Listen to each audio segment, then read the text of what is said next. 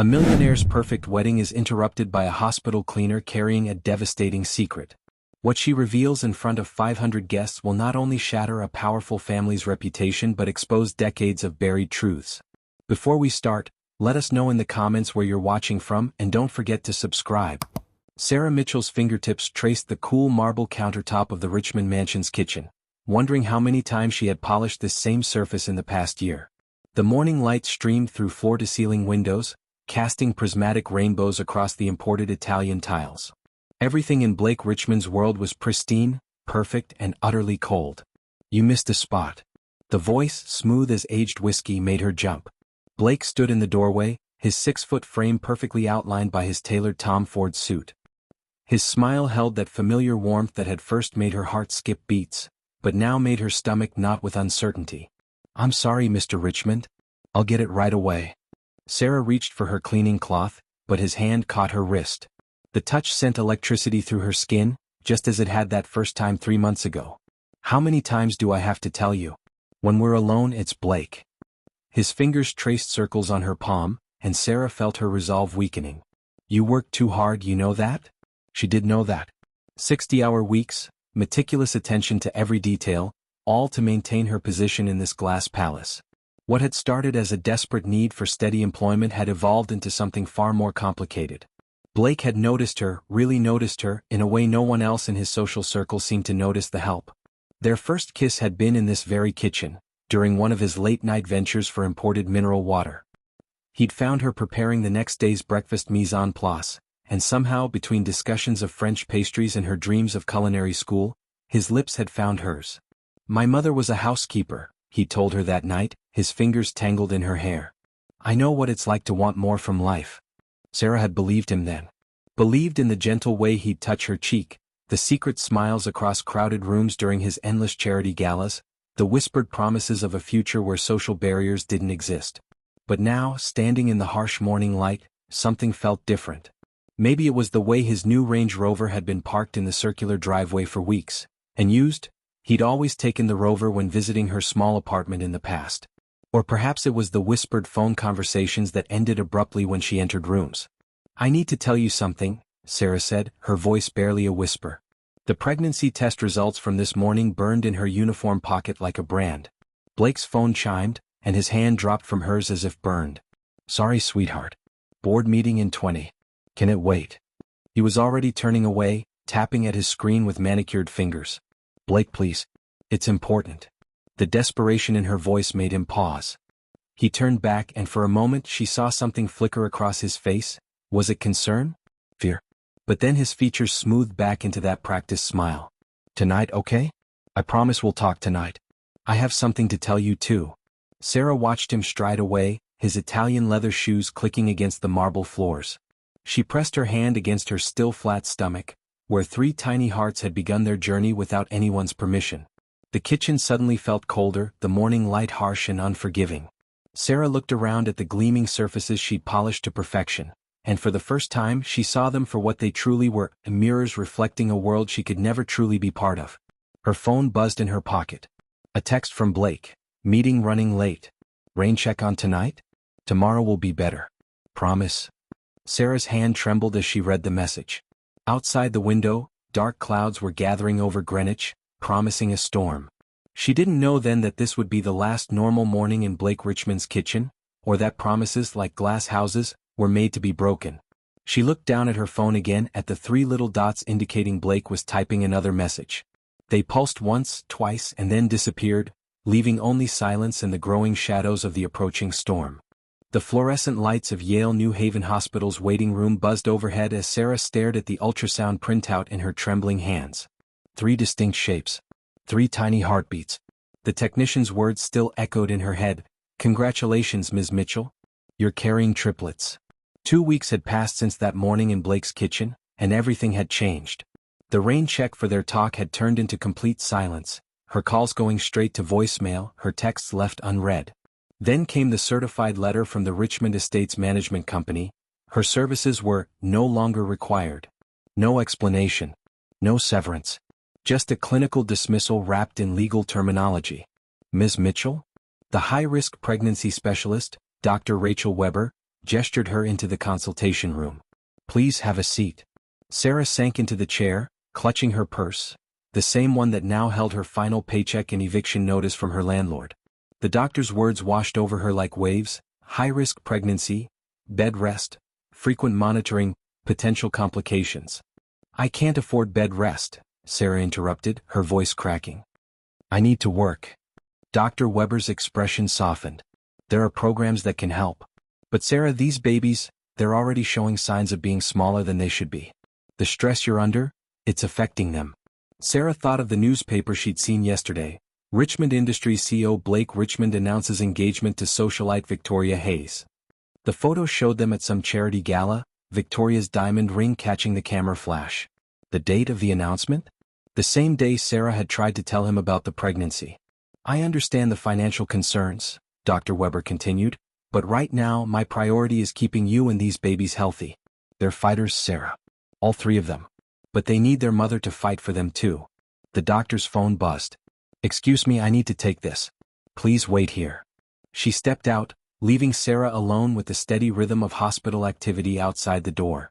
Sarah's hand moved to her belly, where her children, their children, were growing against all odds. The tears she'd been holding back for weeks finally broke free. "I'm sorry," she whispered to them. "I'm so sorry I can't give you the life you deserve." A knock at the door made her quickly wipe her eyes. But instead of Dr. Weber, an elderly woman in a hospital volunteer's pink jacket peeked in. "Oh, I'm sorry, dear. I was looking for, are you all right?" Something in the woman's kind eyes, creased with concern, made Sarah's carefully constructed walls crumble. "No," she admitted, her voice barely audible. "I'm not." The woman stepped inside, closing the door behind her. Her name tag read Martha Kennedy, Volunteer Services. She sat in Dr. Weber's vacant chair, offering Sarah a tissue from her pocket. "Sometimes not being all right is the first step to finding your way to better days." "I don't see how," Sarah said, but accepted the tissue. "Everything's falling apart." Martha's eyes fell to the ultrasound picture Sarah still clutched. Her expression changed, not to pity, but to something deeper: understanding. "Tell me, dear.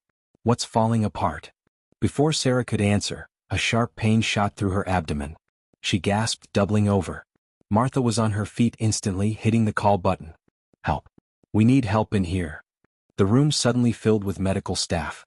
Through the haze of pain, Sarah heard urgent voices: blood pressure dropping, signs of premature labor, get her to maternity stat. As they wheeled her out, she felt Martha's weathered hand squeeze hers. "I'll be here," the older woman promised. "You're not alone anymore." The last thing Sarah saw before the elevator doors closed was Martha Kennedy pulling out her phone, her face set with determination. She couldn't have known then that this chance encounter with a hospital volunteer would change not just her life, but the lives of her unborn children. The elevator ascended, carrying her toward an uncertain future, while 20 miles away in Greenwich, Blake Richmond stood in a jeweler's office, selecting wedding bands with his fiancée, blissfully unaware that his carefully constructed world was about to face its own complications.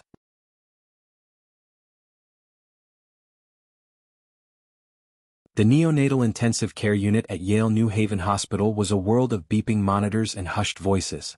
Sarah stood between 3 incubators, her hands pressed against the clear plastic walls that separated her from her children. Born at 28 weeks, each baby was smaller than a guinea pig, their translucent skin revealing the delicate network of veins beneath. "Emma's oxygen levels have improved," Nurse Chin said, adjusting a tube no thicker than a strand of spaghetti. "Lily's holding steady, and little Max is quite the fighter." She smiled, updating the charts. "They take after their mama." Sarah tried to return the smile, but her eyes kept drifting to the mounting bills on her phone's banking app. The hospital's financial aid covered some costs, but the specialized care, the medications, the equipment, it was an avalanche of expenses she couldn't outrun.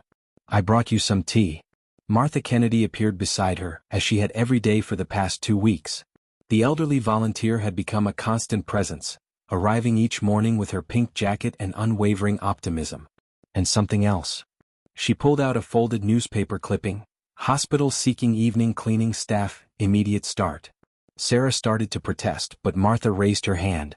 "Before you say no, hear me out. The position includes health benefits after 60 days, and I've already spoken to HR. They're willing to work around your NICU schedule." Tears welled in Sarah's eyes. Martha, I can't leave them. You won't be leaving them. You'll be fighting for them. Besides, Martha's eyes twinkled, I might have mentioned to the hiring manager that I'd personally vouch for your character. A monitor beeped urgently and Sarah's heart stopped. Dr. Weber rushed in, her white coat flying behind her. Max's lung function is decreasing. We need to intubate. Sarah watched helplessly as the medical team worked on her son, their movements precise and urgent. Martha's hand found hers, squeezing tightly. Breathe, dear. Just breathe. Hours passed in a blur of medical terminology and prayers. Finally, Dr. Weber emerged from behind the privacy screen. He's stable. But Sarah, he's going to need surgery. His lungs aren't developing as they should. The world seemed to tilt on its axis. Surgery? But the cost. We'll figure it out, Martha said firmly. One step at a time. That night, after the day shift had gone home and the NICU settled into its quieter rhythm, Sarah sat in the hospital's HR office, filling out employment paperwork. Her muscles ached from standing all day, her eyes burned from crying, but her hand was steady as she signed her name. Your shift starts at 11 p.m., the night manager explained. That gives you time with the babies during the day. And Mrs. Kennedy arranged for you to be assigned to this floor. Sarah looked through the office window at the NICU, where Martha still sat between the incubators, reading softly to the babies. The elderly woman had mentioned losing her own child decades ago. Perhaps that explained her fierce dedication to Sarah's family.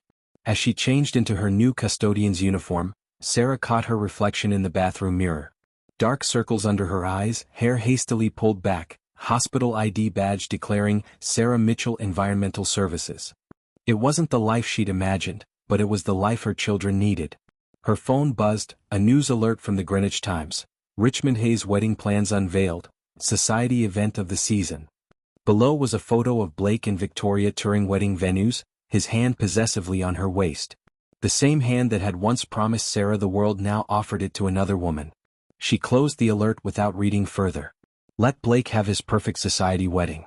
She had more important things to focus on, 3 tiny lives that fought for every breath, and an unexpected angel in a pink volunteer's jacket who showed her that family wasn't always about blood. Drawing a deep breath, Sarah grabbed her cleaning cart. It was time for her first shift, time to prove that a mother's love could move mountains, or at least clean them one floor at a time. 3 months into her night shift routine, Sarah had mastered the art of existing in 2 worlds. By day she was a NICU mother, learning medical terminology as easily as breathing, celebrating every gained ounce and milestone. By night she became invisible, pushing her cart through dimly lit corridors, cleaning surfaces that would be dirty again by morning.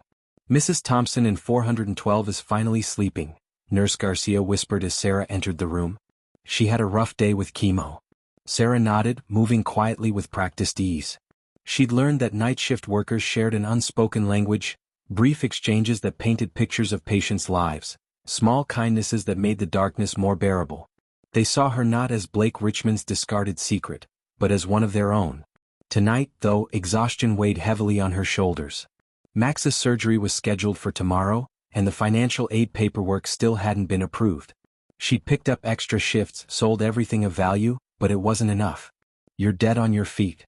Martha's voice startled her. The elderly volunteer wasn't usually here this late.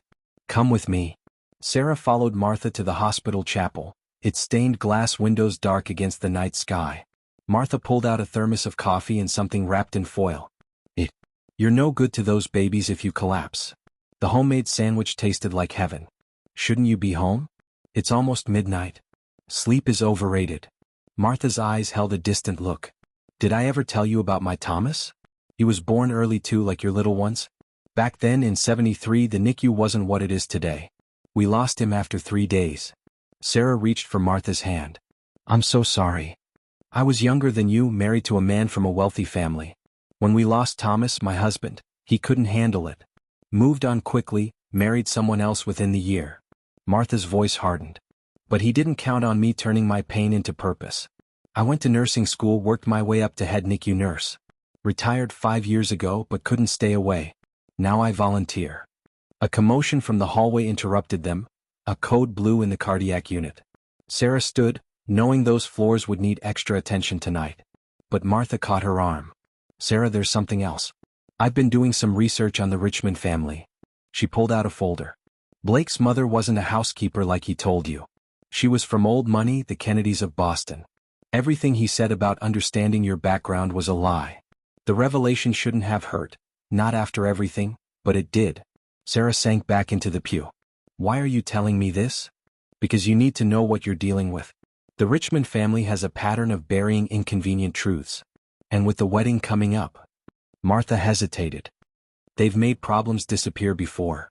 Sarah thought of her babies fighting for life in their incubators. They're not a problem to be solved, they're children who deserve their father's acknowledgement. Then it's time to stop hiding in the shadows. Martha's voice was gentle but firm. The hospital board meets tomorrow to review financial aid cases. I've worked here for 40 years. Let me speak on your behalf. You do that. I already did. Martha smiled. The meeting's at 9. Wear something nice. I have a feeling you'll want to look your best when you tell them your story. As if on cue, Sarah's phone lit up with a text from Dr. Weber. Max's latest scans look promising. Surgery odds improving. Come see. Sarah stood, newfound strength in her spine. Thank you, Martha. For everything. Don't thank me yet. Martha's eyes gleamed with determination. We're just getting started. By the way, did you see the latest society pages? The Richmond Hayes wedding is set for next month at St. Matthew's. Why does that matter? Because, my dear, timing is everything. And some truths demand to be heard in the light of day, not whispered in dark hospital corridors. As Sarah pushed her cart toward the NICU, she felt something shift inside her. The same fierce protectiveness she'd seen in Martha's eyes when speaking of her lost son. Her children might have been born into shadows, but she would make damn sure they didn't stay there. The Greenwich Times lay spread across the NICU parents' lounge table, its society pages dominated by a full-color photograph of Blake and Victoria at their engagement party. Sarah stared at the headline, Richmond Hayes Wedding, a Modern Fairy Tale. The irony wasn't lost on her. Your daughter's testing really well today, Dr. Weber said, entering with Lily's latest charts. She paused, seeing the newspaper. Oh, Sarah. Did you know they're calling it the wedding of the decade? Sarah's laugh was hollow. 500 guests, imported flowers from Holland, and a guest list that reads like the Fortune 500. Her fingers traced the words she'd already memorized. The groom, Blake Richmond, represents the 5th generation of the Richmond industrial empire. Dr. Weber sat down beside her. I have better news to focus on. Max's surgery was successful. His lung function is improving beyond our expectations. Emma's infection is clearing up, and Lily, well, she's our star patient.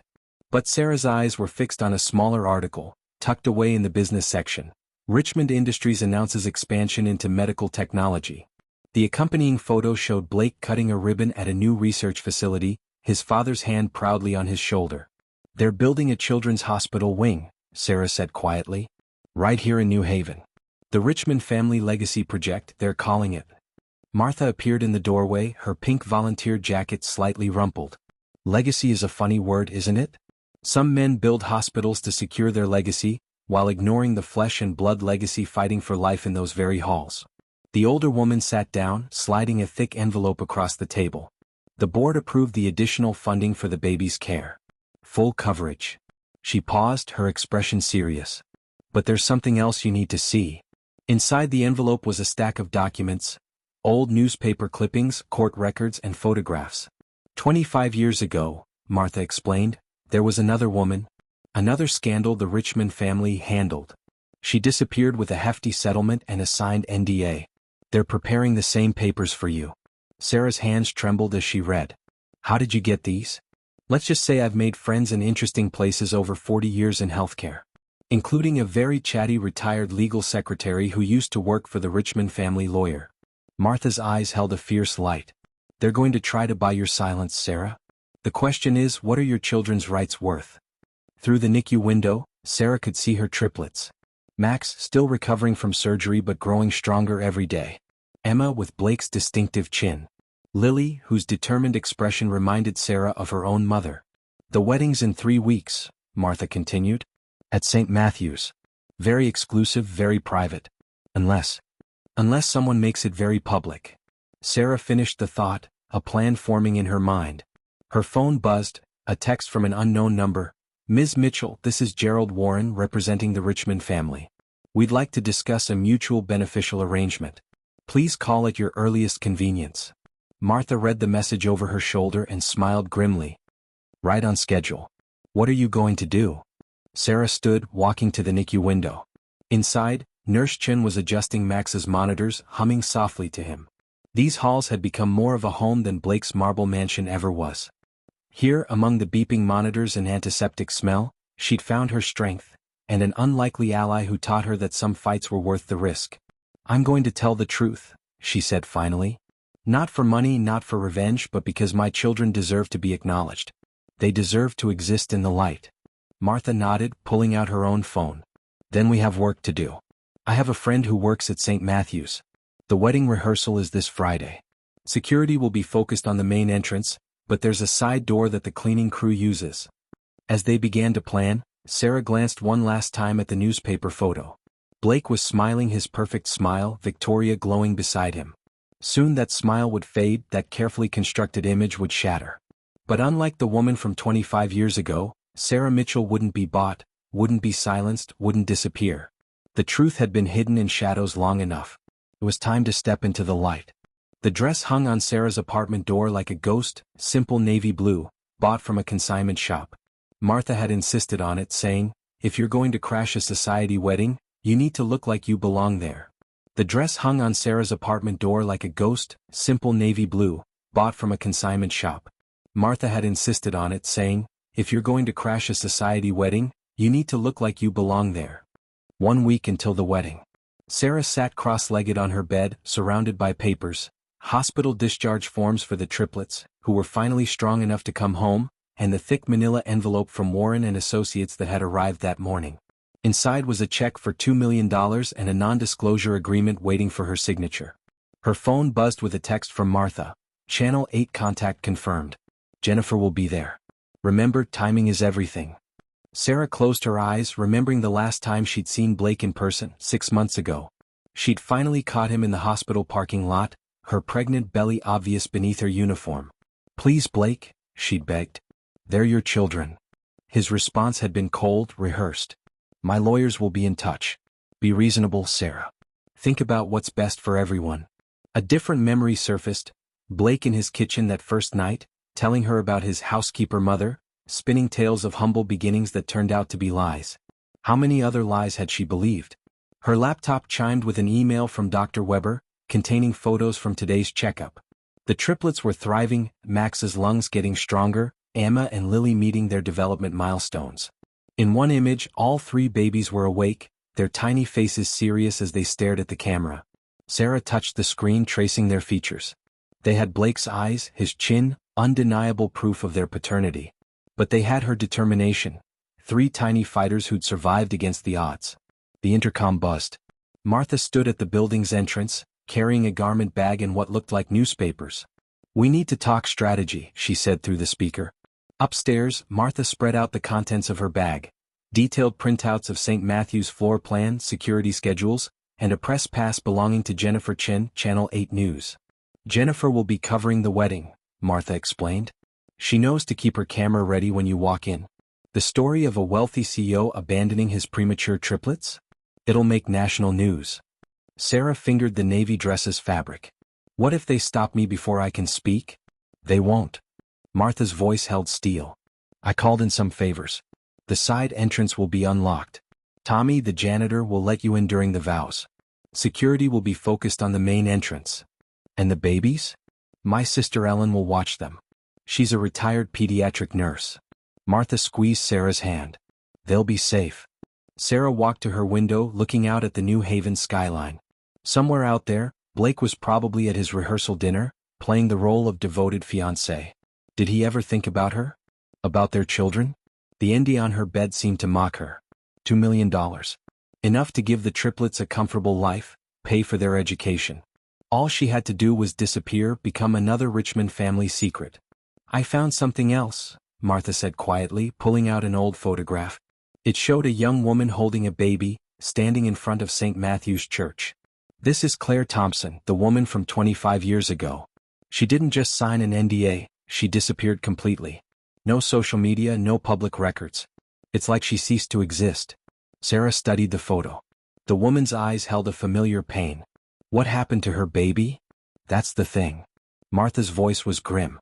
No birth certificate was ever filed. No records exist. The Richmond family doesn't just bury scandals, they erase them. Sarah's hand went to her throat, where she still wore the locket Blake had given her, containing tiny photos of the triplets. With sudden decision she yanked it off, letting it fall to the floor. "I won't let them be erased," she said. "They exist. They matter. And next Saturday everyone will know." Martha nodded, pulling out a notebook. "Then let's go over it again. The ceremony starts at 2. Jennifer's crew will be setting up by 1:30. Tommy changes shifts at 1:45. As they planned, Sarah's phone lit up with another text from Warren and Associates. "Ms. Mitchell, the offer expires at midnight Friday. This is more than generous. Please be reasonable."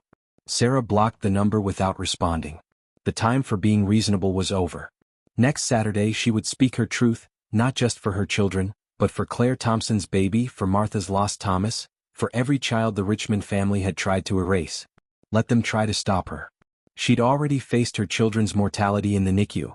Nothing could scare her now. St. Matthew's Episcopal Church cast long shadows in the afternoon sun. Sarah watched from across the street as guests arrived in luxury cars, women in designer dresses, men in tailored suits. A team from Channel 8 News was setting up their equipment, Jennifer Chin directing her cameraman to capture the social event of the season. The security guard just started his perimeter check. Martha's voice crackled through the disposable phone they'd bought for today. "Remember, wait for my signal." Sarah adjusted her navy dress, touching the hospital bracelet she'd kept from the NICU, her reminder of why she was here. Through the church's stained glass windows she could see movement, the wedding party assembling, guests finding their seats, everything proceeding according to plan. Victoria Hayes would be in the bride's room now, wearing the custom Vera Wang dress that had made headlines in the society pages. The same papers that had labeled this union a perfect match between old money families. "Your timing needs to be perfect," Martha had drilled into her. "Too early, security stops you. Too late, you miss your chance." A sleek black Bentley pulled up to the church entrance. Blake's father emerged, every inch the wealthy patriarch, followed by Blake himself. Sarah's heart clenched at the sight of him, impeccable in his tuxedo, that practiced smile firmly in place. Did he ever think about their children? About Max's surgery, Emma's infections, Lily's determination? Her phone vibrated, a final message from Warren and Associates. "Last chance, Ms. Mitchell. The offer expires in 1 hour. Delete." "Tommy's at the side door," Martha whispered through the phone. "Channel 8 is live in 3 minutes. It's time." Sarah stood, her legs steady beneath her. Across town, her babies were safe with Martha's sister, probably sleeping in their newly donated cribs. She touched the folder in her purse containing their birth certificates, DNA test results, and photographs, proof of their existence that no Richmond money could erase. The wedding march began to play, its notes drifting through the church's open doors. Sarah crossed the street, her heart pounding in time with the music. Tommy, the elderly janitor, gave her a slight nod as she approached the side entrance. "God bless you, girl," he whispered, holding the door just wide enough for her to slip inside. The church's interior was a sea of flowers, white roses and lilies, their perfume almost overwhelming. Sarah moved silently through the back corridor, Martha's memorized floor plan guiding her steps. The main sanctuary lay ahead, where Blake Richmond was about to pledge his life to another woman. She paused in the shadows, watching Victoria Hayes begin her processional, a vision in white. The assembled guests stood, cameras flashed, and Sarah saw Blake's face as he watched his bride approach. It was the same expression he'd worn when promising Sarah a future. Sincere, convincing, utterly false. Her disposable phone vibrated once, Martha's final signal. Jennifer Chen's camera was rolling, broadcasting live to thousands of viewers. Sarah touched her hospital bracelet one last time, thinking of her children's courage. Then she stepped into the light, toward the microphone standing ready for the ceremony readings. The first few guests noticed her, confusion crossing their perfectly composed faces. Then more heads turned, a ripple of whispers spreading through the congregation. Blake was still watching Victoria, unaware that his carefully constructed world was about to shatter. Sarah reached for the microphone, her voice clear and strong as she spoke the words she'd rehearsed 1,000 times. "I apologize for interrupting, but there are 3 people missing from this celebration. 3 children who deserve to be acknowledged before their father takes his vows." Blake's head snapped toward her voice, his face draining of color. Victoria Hayes froze mid-step, her white dress gleaming under the church lights. And somewhere in the back of the church, a Channel 8 camera captured it all. The time for silence was over. The truth, like Sarah's children, would no longer remain in shadows. The silence that followed Sarah's words lasted only seconds, but it felt like an eternity. Blake's father was the first to move, signaling security, but Jennifer Chen's camera was already rolling, broadcasting live across Connecticut. "My name is Sarah Mitchell," she continued, her voice unwavering. "And I'm here on behalf of Emma, Lily, and Max Richmond, triplets born 3 months premature, fighting for their lives while their father prepared for this wedding." Victoria Hayes stood frozen in the aisle, her white dress suddenly seeming too bright under the church lights. Her eyes darted between Blake and Sarah, comprehension dawning on her face. "Security is coming," Martha's voice whispered through the disposable phone in Sarah's pocket. "Make it count." Sarah pulled out the photographs, 3 tiny babies in incubators, their features unmistakably reminiscent of the man at the altar. "These are your children, Blake. The ones you abandoned when you discovered I was pregnant. The ones you tried to erase with money and legal papers." "This is ridiculous," Blake's father boomed, but his voice shook. "Remove this woman immediately." "Go ahead," Sarah challenged, noting Jennifer Chen's camera capturing every moment. "Remove me. But you can't remove the truth. You can't hide 3 children like you hid Claire Thompson's baby 25 years ago." A gasp rippled through the congregation. An elderly woman in the front pew, Blake's mother, swayed slightly, her face ashen. "Your son told me his mother was a housekeeper," Sarah continued, facing the Richmond family. "That he understood what it meant to come from nothing. But that was a lie, wasn't it? Just like everything else." Blake finally found his voice. "Sarah, please. We can discuss this privately. Like we discussed it in the hospital parking lot?" Sarah's voice cracked with emotion. "When I begged you to acknowledge your children. When Max needed emergency surgery, and Emma was fighting infections and Lily." "Enough." Blake stepped forward, his perfect facade cracking. "What do you want? Money? Is that why you're here?" Victoria Hayes suddenly moved, her white train whispering across the church floor. But instead of retreating, she walked toward Sarah, her expression unreadable. "Show me," she said quietly, holding out her hand for the photographs. The church fell silent as Victoria studied the images. Her diamond engagement ring caught the light, throwing prisms across the babies' faces. "When?" she asked Blake, her voice carrying in the hushed sanctuary. "Victoria, I can explain." "When were they born?" 3 months ago," Sarah answered. "At Yale New Haven Hospital. Where I work nights as a cleaner to pay for their care. Where I watch them fight for every breath while their father prepares to pledge his love and fidelity to another woman." Victoria turned to Blake, her voice steel beneath silk. 3 months ago you were helping me choose wedding venues. 3 months ago, you told me you wanted to start a family together." She pulled the engagement ring from her finger. "Were you planning to mention your existing family at some point?" Security finally reached them, but they hesitated, aware of the cameras. Jennifer Chen had positioned herself perfectly, capturing the scene from multiple angles. "The Richmond family built a new children's wing," Sarah addressed the assembled guests. "They call it their legacy. Well, this is their real legacy, 3 babies in the NICU fighting to survive while their father pretends they don't exist. A woman from 25 years ago, erased with money and threats. How many others are there?" Blake's mother suddenly stood. "Claire," she whispered. "Claire was my sister's girl. We told her it was for the best. To protect the family name." The revelation hit like a thunderbolt. Blake stared at his mother, then at his father, decades of lies unraveling in an instant. Victoria Hayes walked to the altar, placed her ring on the Bible, and turned to face the congregation. "I'm sorry," she said clearly, "but there won't be a wedding today. I don't believe in breaking up families, even ones that are inconvenient to acknowledge." She walked down the aisle, head high, leaving Blake standing alone before God and 500 witnesses, his perfect world shattered by the truth. Sarah felt Martha's presence before she saw her, the elderly volunteer moving to stand beside her. "Jennifer's got everything," Martha whispered. "It's done." As security finally moved to escort her out, Sarah spoke one last time, her voice carrying to the farthest pew. "I didn't come for money. I came so my children would know that their mother fought for them. That they deserve to exist in the light, not the shadows. That some truths are worth any price to tell."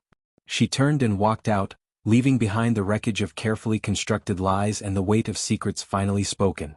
Outside, the afternoon sun was brilliant, and somewhere across town, 3 tiny babies were awakening from their nap, unaware that their world had just changed forever. The story broke like a tidal wave across Connecticut.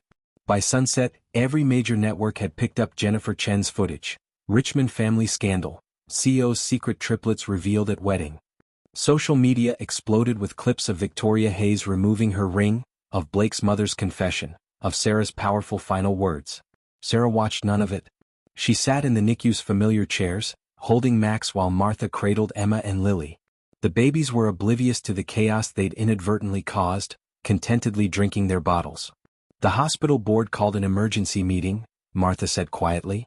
They're discussing the Richmond family wing donation. Sarah closed her eyes. I never meant to hurt the hospital. Hurt it?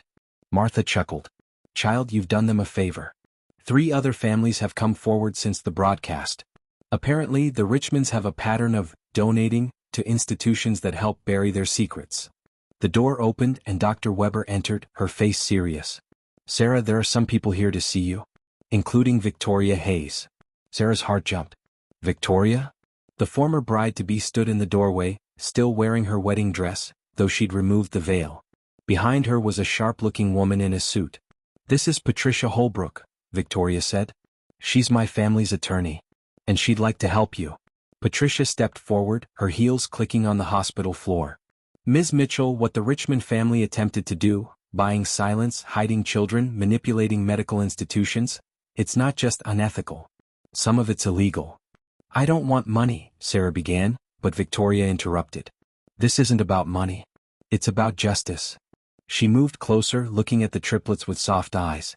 My grandfather established one of the largest children's advocacy foundations in New England. We take a dim view of men who abandon their responsibilities. Martha shifted Emma in her arms. The press is calling, she said. Everyone wants Sarah's story. Give them mine instead, a new voice said. Blake's mother stood in the doorway, looking older than she had in church. I enabled this. For decades, I helped hide the truth about Claire, about others. No more.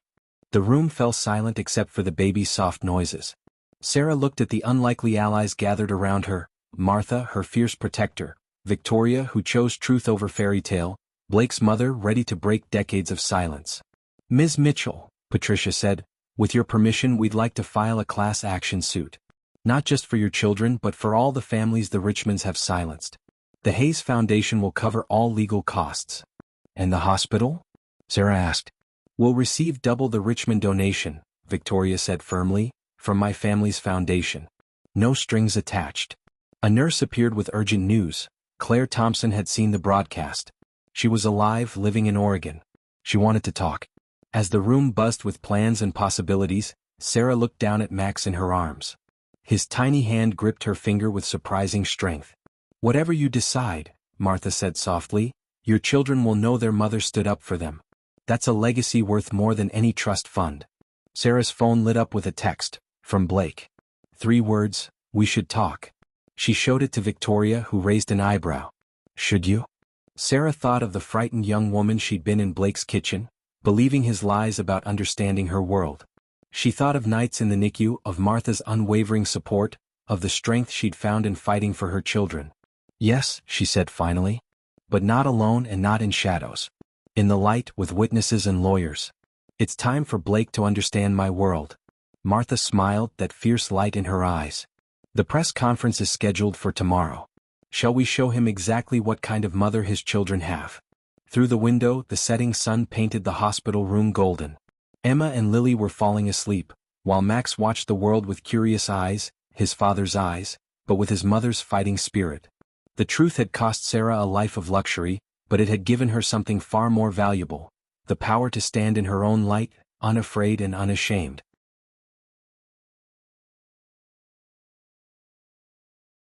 1 year later. The Yale New Haven Hospital's new Family Justice Center occupied the space originally planned for the Richmond family wing. Sunlight streamed through its windows, illuminating the plaque that read, dedicated to every child's right to be seen, heard, and acknowledged. Established by the Hayes Foundation, 2025. Sarah adjusted Lily's dress as the cameras set up. Emma was already charming the reporters with her toothy grin, while Max studied everything with his father's analytical eyes. At 13 months, the triplets were hitting all their milestones, showing no lasting effects from their premature birth. Ready? Martha asked, straightening her blazer. The former volunteer now served as the center's associate director, overseeing support services for families in crisis. The past year had transformed everyone. Claire Thompson had returned from Oregon, bringing with her a 25-year-old daughter who had Blake's eyes. The class action suit had uncovered 7 more families, each with their own story of Richmond family pressure and payoffs. Blake's mother had become their staunchest ally, testifying about decades of covered-up scandals. Her testimony, combined with evidence from hospital records and financial documents, had forced a reckoning that reached far beyond Connecticut's borders. The Richmond family's reputation lay in ruins, but something better had risen from the ashes. Victoria Hayes had turned her canceled wedding into a mission, channeling her family's resources into advocating for abandoned children and their mothers. "Sarah?" Jennifer Chin approached with her camera crew. "We're ready for the interview." Sarah nodded, gathering her children close. They sat in the center's sunny playroom, surrounded by toys and books, a far cry from the sterile NICU where their journey began. "This is a very different scene from last year's dramatic confrontation," Jennifer began. "Did you ever imagine this outcome when you walked into that church?" Sarah smiled, helping Max with his blocks. "I only knew I had to speak the truth. Everything else." She glanced at Martha, who gave her an encouraging nod. "Everything else was grace." "And Blake Richmond? Sources say he's agreed to full custody sharing and support." "After the court ruling, yes." Sarah's voice was steady. "But more importantly, he's choosing to be present. He visits weekly, reads to them, learns about their personalities. It's not the fairy tale ending he planned, but it's something real." "The Richmond family stock has plummeted since the scandal broke," Jennifer noted. "True wealth isn't measured in stock prices," Sarah replied. "It's measured in truth, in courage, in the ability to look your children in the eyes and show them how to live with integrity." The interview continued, covering the center's mission and the dozens of families they'd already helped. But the real story played out in small moments between questions. The way Martha beamed at the triplets, the proud set of Sarah's shoulders, the light in Emma's eyes as she showed off her walking skills. After the camera stopped rolling, Sarah walked to the center's window. Below, new mothers entered with their heads held high, finding strength in solidarity. Claire Thompson's daughter, Blake's firstborn, volunteered there twice a week, turning her own story into hope for others. "Penny, for your thoughts?" Martha joined her, watching the triplets play. "I was thinking about that night in the hospital chapel," Sarah said. "When you told me about Thomas. About turning pain into purpose." Martha's eyes misted. "He would have been 50 this year." "He did have a legacy," Sarah squeezed her hand. "Every child who finds help here, every mother who finds her voice, that's Thomas's legacy too." A commotion at the door made them turn. Blake had arrived for his scheduled visit, carrying 3 identical stuffed bears. He was thinner now, the polished corporate veneer replaced by something more human. "Da-da." Emma toddled toward him, her siblings following. Sarah watched as Blake knelt to embrace them, awkward but earnest. He caught her eye over their heads, nodding slightly. They weren't friends, might never be, but they'd found a way to build something true from the ruins of lies. Her phone buzzed, a message from Victoria about an upcoming fundraiser. The Hayes Foundation was expanding the program to other states, creating more centers, helping more families step out of shadows. "Still glad you didn't take the money?" Martha asked softly. Sarah looked at her children, thriving in the light. At Blake, learning to be the father they deserved. At Martha, who'd shown her that age was no barrier to fighting for what's right. At the center, where truth had built something stronger than secrets. "Some things," she said, lifting Lily into her arms, "are worth more than $2 million. "Like what?" Martha's eyes twinkled. "Like knowing your children will grow up understanding that love doesn't hide in shadows. That truth, no matter how difficult, is always worth telling.